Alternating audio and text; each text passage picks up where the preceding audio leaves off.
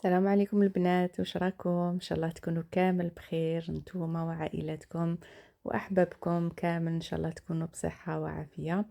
الوصفه تاع اليوم راح تكون وصفه ايطاليه، بالباذنجان بالبارميزان، برميجيانا كما يقولوا لها. شوفوا البنات، هاد الوصفه بزاف بنينه، يعني رائعه، تجي حلوه سكر. أنا شخصيا نموت عليها هاد الوصفة.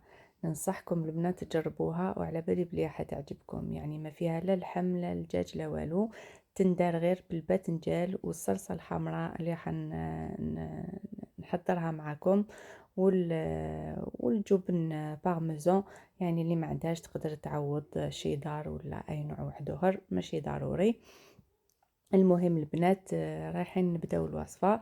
هنايا خديت كسرونه ولا مقله فاش حبيتو، ولا طنجره، مرميطه صغيره فاش حبيتو ديروا. انا خديت كسرونه درت فيها شويه زيت زيتون، وقطعت البصل هكذايا صغير. يعني تقدروا اللي حبت البنات، يعني اللي ما تحبش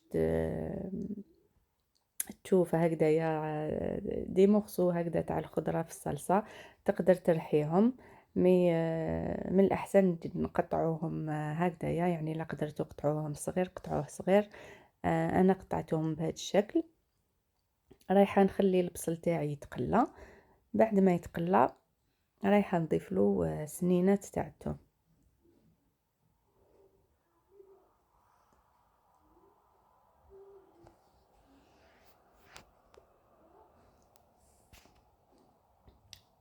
نبقى نخلط فيه البنات يعني باش ما يلصقش.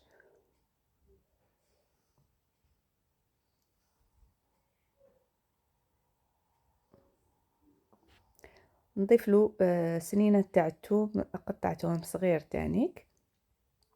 من بعد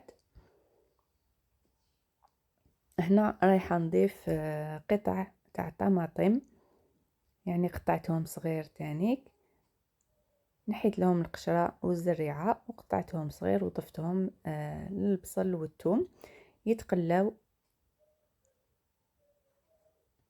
انا هنا البنات ضفت لها صلصة طماطم، يعني ضفتها من عندي. واللي حبت دير كامل يعني طماطم، كتروا ديروا 4 ولا 5 حبات تاع طماطم. وما تزيدوش صلصة الطماطم. انا هنا درت غير حبيبة وضفت صلصة طماطم. نضيف شوية ملح شوية فلفل كحل، وهنا نضيف لي زيغ دو بروفونس، اعشاب منسمه او اعشاب بروفونس، زعترة، لوريغون، الحبق يابس، يعني الاعشاب اللي عندكم نسمو بها. ودرت كيما شفتوا زوج ورق تاع الرند. رايح يطلقوا لنا البنه في هاد الصلصه، تجي رائعه البنات، تجي حلوه حتى دراري تعجبهم. ونخليها تطيب على نار قليله. وهنايا رايحه نقلي الباذنجان تاعي، نقليه عادي. حطيت شويه زيت، رميت حبيبه توم باش تطلق البنه تاعها. وهنايا عندي باذنجان قطعته هكذا شرائح بالطول. تحبوا تقطعوهم يعني دوائر كما حبيتوا قطعوهم. انا درتهم هكذايا بالطول، ورايحه نقليهم عادي جدا كما نقلو الباذنجان عادي. انا هنايا شرائح قطعتهم رقاق شويه. رايحه الطبق هذا رايح يجينا كشغل لازاني تاع الباذنجان. فوالا كيما شفتوا البنات، الصلصه راهي طيب على نار قليله، وضفت لها شويه ما سخون باش تكون جوتوز شويه، يكون فيها لو جو. وخليتها طيب. وهنايا راني نعس في الباذنجان تاعي. ما قدرتش نصور لكم البنات الطريقه باش الباذنجان ما يشربش بزاف الزيت كي نقلوه هكذايا في الزيت. ان شاء الله المره الجايه ان شاء الله نديرها معكم. وهنايا البنات زعما اللي دايرين ريجيم او ما يقدروش ياكلوا الزيت ولا تقدروا، يعني درت طرق بزاف. شحال من خطره درتو في الفوق هكذاك دهنوه غير بشويه زيت زيتون ولا ديروه طيبوه في الفرن عادي وديروا له شويه ملح ويطيب عادي. هنا الايطاليون او لي زيطاليان وصفه تاعهم يديروها هكذايا مقليه وبيان سور تجي بنينه.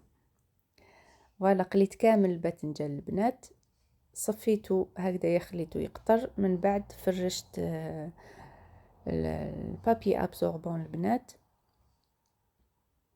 وحطيت كامل شرائح تاع الباذنجان باش يعني يشرب كامل الزيت تاعو.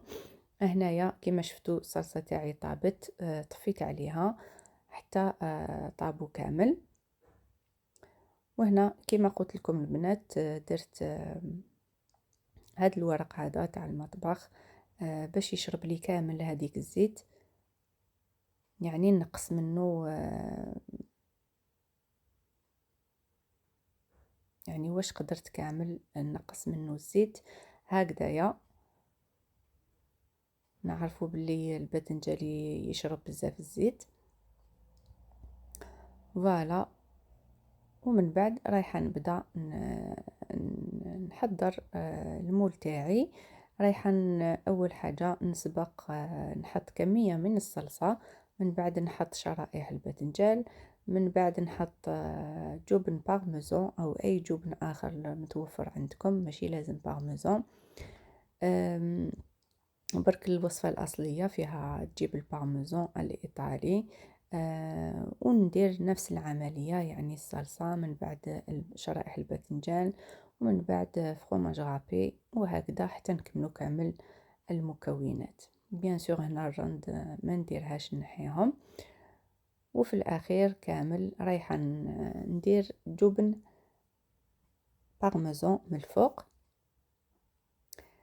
وهنايا رايحه نديرها تتحمر برك في الفوغ، يعني كل شيء راهو طايب، رايحه نديرها برك تتحمر، يعني ياخذ هذاك اللون الذهبي الجبن اللي من الفوق، وبيان سور الجبن اللي من الداخل كامل يذوب، والنتيجه اروع ما يكون البنات. البنه نقدر نقول لكم سكر، والله غير بنينه بزاف، ويعني تعجب الدراري والكبار.